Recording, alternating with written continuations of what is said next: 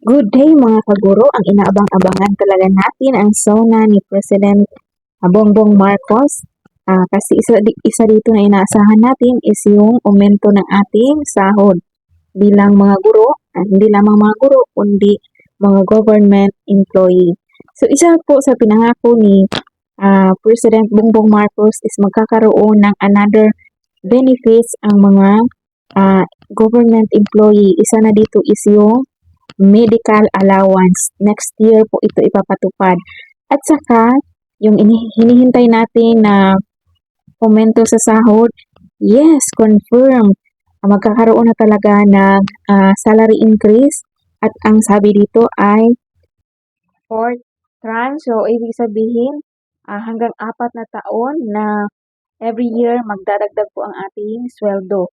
So, good news ito para sa atin kasi sabi nga doon sa kanyang talumpati is naglaan na daw ng pondo ang gobyerno at nag-start na ito ngayong taon 2024.